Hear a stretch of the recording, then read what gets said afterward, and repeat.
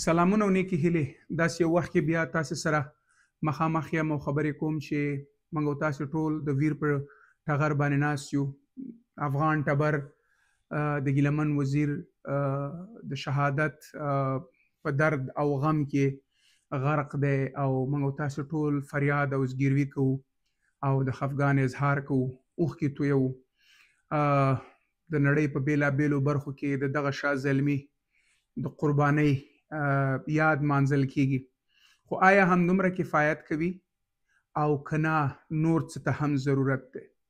ګورئ، ګیلمن اول ځوان نه دی چې د افغان ناشنلیزم او د افغان وطن او د پښتون ټبر د حقوقو دپاره د خپل سر نذرانه ورکوي.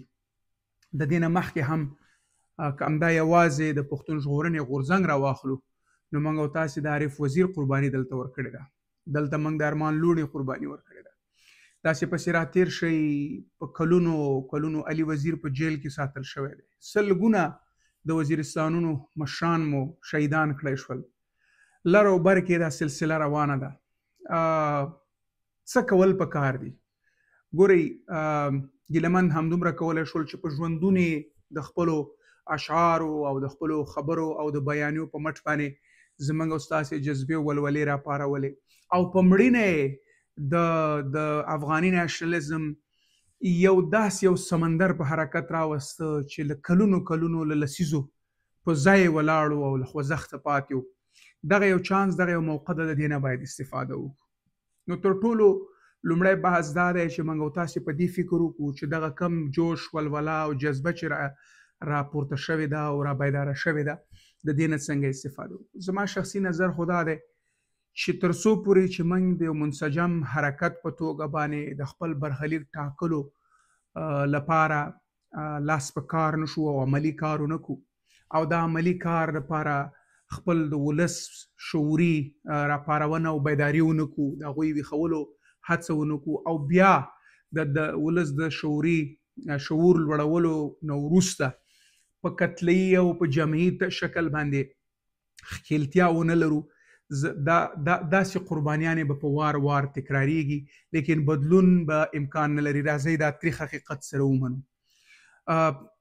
موږ ستونزه دا ده چې کله پیښه وشي نو ټول راوپارېږو، هغه د روانشناسي اړخ نه که د خوشحالۍ حالت وي او که د غم حالت وي، دا وي یو سنسیشن، یو راپارېدنه وي او بیا د وخت په تېرېدو سره دا ټیټېږي او ښکته باندې ځي او هغه تیر د سړي نه هېرېږي. که څومره غټه نه غټه خوشحالي وي، یو مودې پورې هغه دوام کوي، یو دم خوشحالي راپارېږي او بیا د انسان وجود کې دا ښکته کېږي او حالت بیرته عادي حالت ته راځي. غم هم عین قصه ده، خو خبره دا ده چې دلته دغه چانس ایجاد شوی دی چې ولولې او جوش راپارېدلی دی، د دې نه څنګه استفاده وکړو؟ تر ټولو نه لومړی خو دا دی چې زموږ د ټولنې کوم چې لوستی قشر دی، دوی باید نور بې تفاوتي پرېږدي او هر هغه څوک چې د کولو دپاره خبره لري، د لیکلو دپاره نظر لري او د ویلو دپاره څه لري، هغه باید د خپل ولس د شعوري ویښونې او هڅونې دپاره وکاروي.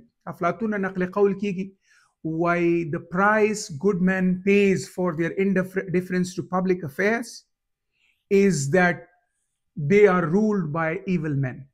د نیکو خلکو، د کادري خلکو، د هوښیارو خلکو، د شعوري خلکو د دولتدارۍ د چارو، د حکومتدارۍ د چارو څخه بې تفاوتي د دې لامل کېږي چې په دوی باندې د نامطلوبه خلک حاکمان شي.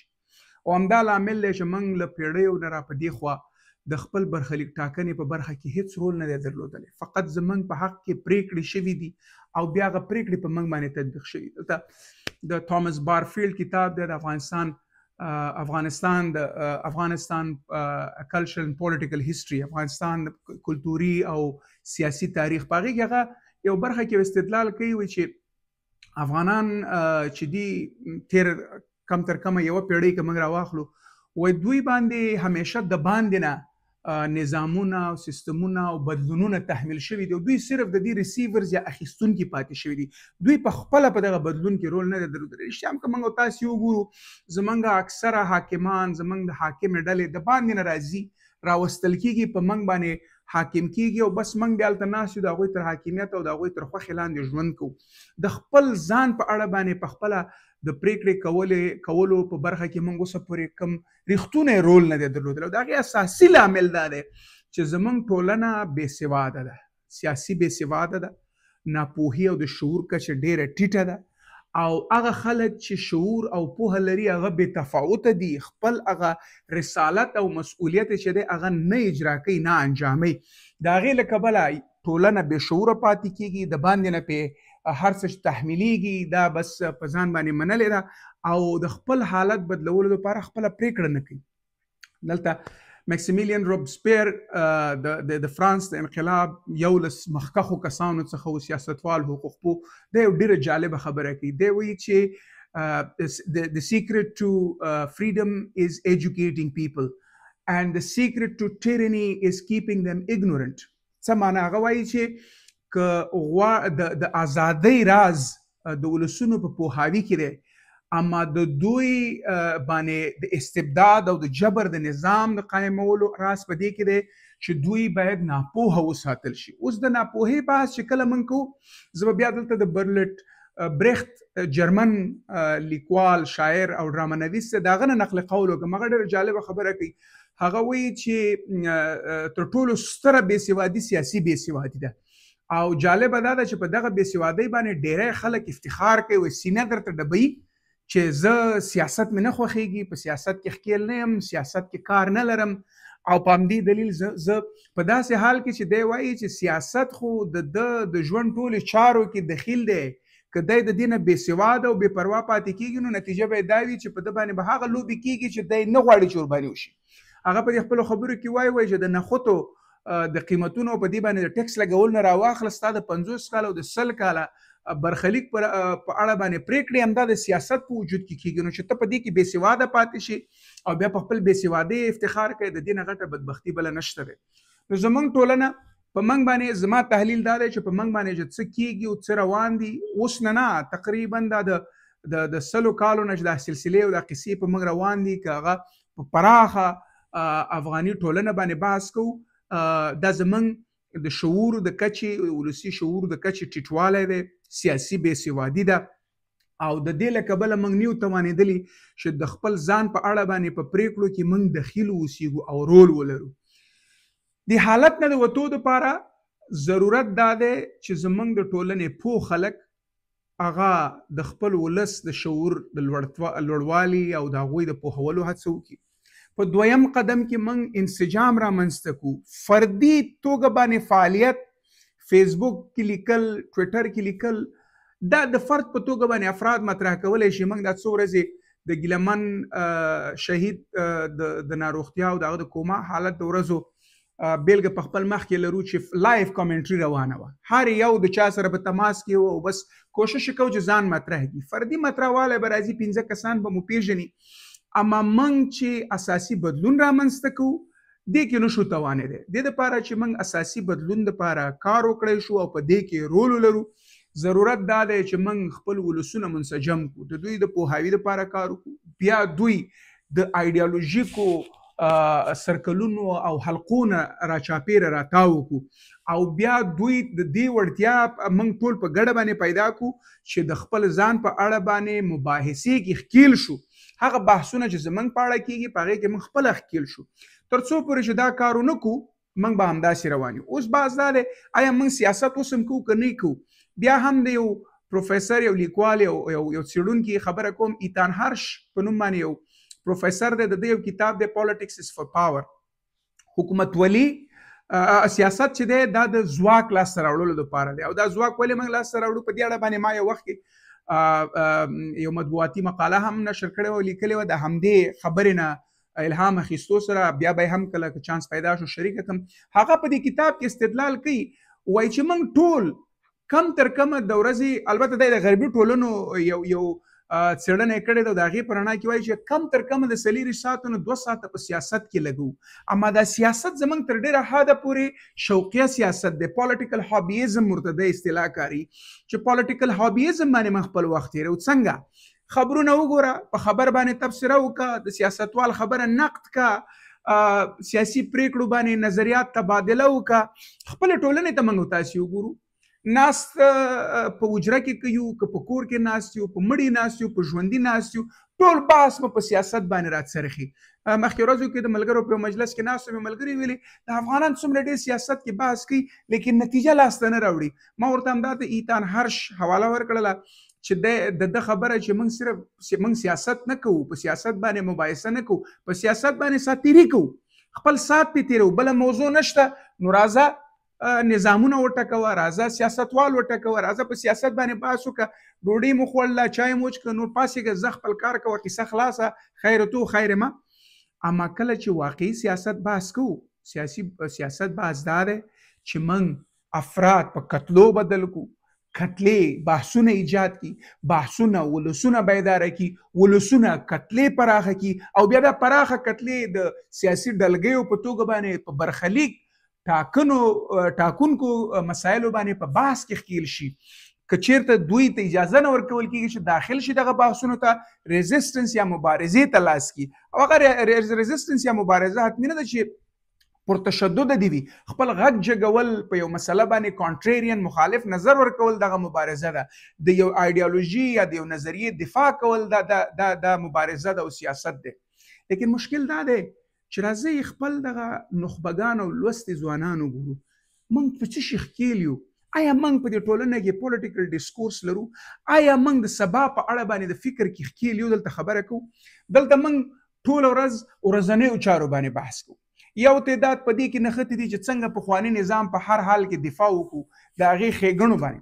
یو تعداد دا دی چې د ننني نظام په اړه باندې څنګه وکړو چې تورې سپینو ښیو او کوشش وکړو چې هر څه سم وښیو. که څوک د دې مخالفت کوي نو داغه د رټلو، کنځلو، سپکولو ترڅنګ عین د دین نه د اخراج دپاره موږ اقدام وکړو او نظریه پې ورکړو.